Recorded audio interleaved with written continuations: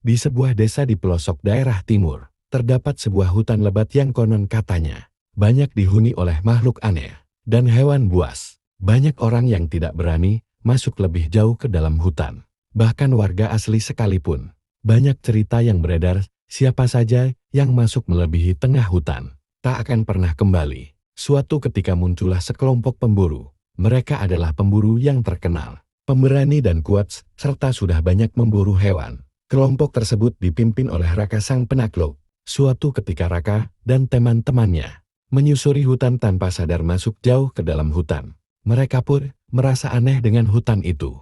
Seperti ada yang berbeda penuh dengan misteri. Raka pun diperingati oleh salah satu temannya untuk kembali saja ke desa. Namun Raka tidak peduli dan berkata, "Akulah Raka Sang Penakluk. Tidak ada yang tidak bisa aku takluki, bahkan hewan buas sebesar gunung sekalipun." Temannya pun hanya bisa terdiam dan mengikuti perkataannya. Di tengah perjalanan lalu mereka mendengarkan suara desis ular yang sangat kencang. Mereka pun menyiapkan senjata dengan perasaan cemas dan takut. Baru kali ini mereka mendengar suara sebesar itu. Mereka berpikir kira-kira hewan apa yang akan mereka temui. Tiba-tiba suasana pun berubah. Ular besar berwarna putih menyerang mereka. Ular itu sangat besar dan menelan para pemburu itu.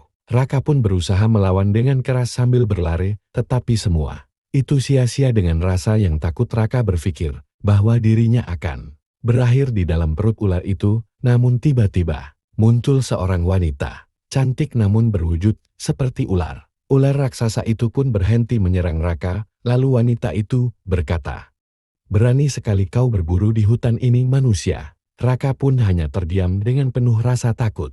"Jika tidak ingin bernasib seperti teman-temanmu, maka kau harus menjadi pelayanku, tinggal dan menjaga hutan ini."